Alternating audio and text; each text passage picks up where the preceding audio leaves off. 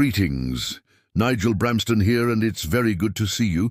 I hope you're doing well. Pull up a chair and let the fire warm your bones, because tonight we have a tale for the ages. With no further ado, on with our story.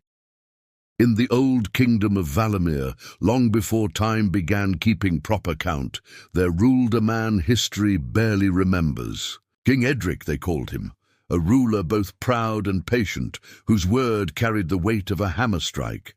He was neither cruel nor kind, but steady, the kind of king who believed in order above all things. And beside him there stood Queen Isolde, beauty born of moonlight, they said. Her laughter softened the halls, her presence quieted the restless.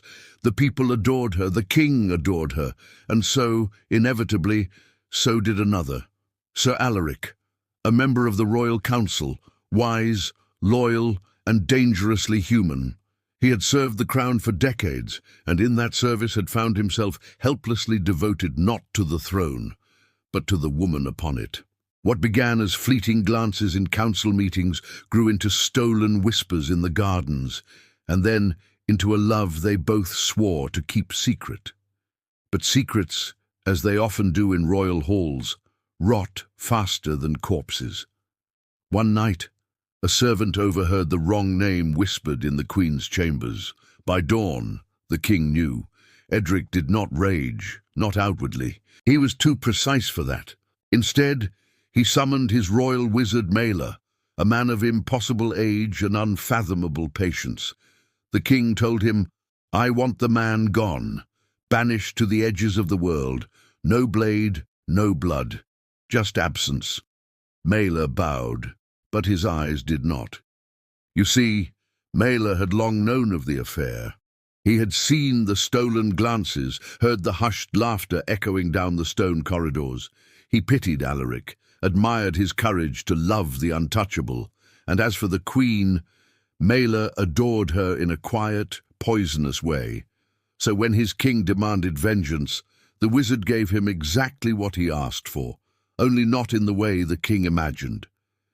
He cast his spell beneath a full moon. Silver runes etched across the marble floor of the tower, candles burning with blue flame. The king stood in the center, proud and certain, believing he was about to rid his kingdom of shame. But Maela whispered words not of banishment, but of forgetting. He called upon ancient spirits that dwell between thought and dream, commanding them to feed, slowly, gently, upon the king's mind. So it began. The next morning, Edric rose feeling untroubled. He could not quite recall the details of the previous night, but dismissed it as fatigue. Days passed, weeks. He governed as usual, but small things began to slip.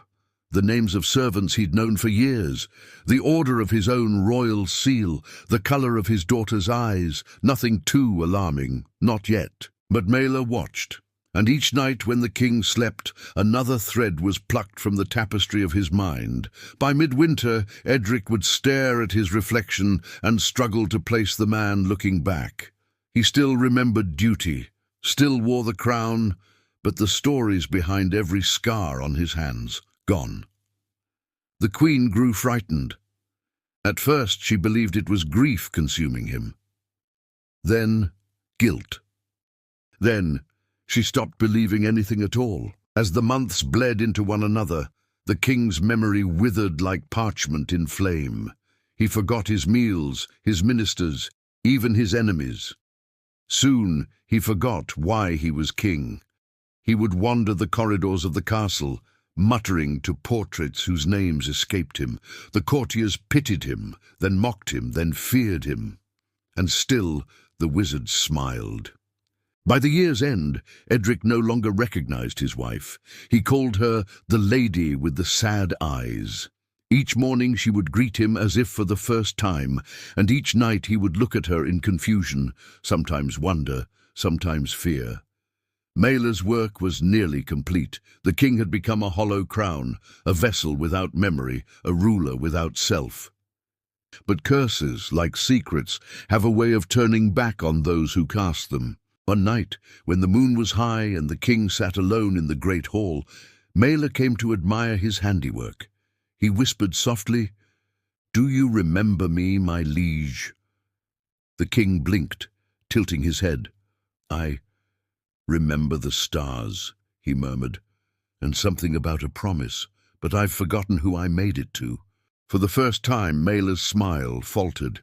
In that empty gaze, he saw not vengeance fulfilled, but an echo of something else, something that frightened even him. The curse had grown curious. It had learned hunger. It was no longer content to feed on one mind alone. The castle began to forget. Servants forgot their duties. Guards forgot which gates they manned. Even Mela began to lose his recollection of the words he'd spoken. His power faltered. The spell, once his masterpiece, had become a beast without a master. By the next full moon, the castle was a ghost of itself. Every memory, every life, every love dissolved into fog. Only the queen remained aware, cursed to remember every detail of what she had caused. She wandered the silent halls, whispering names into the air, desperate that someone, anyone, might recall her.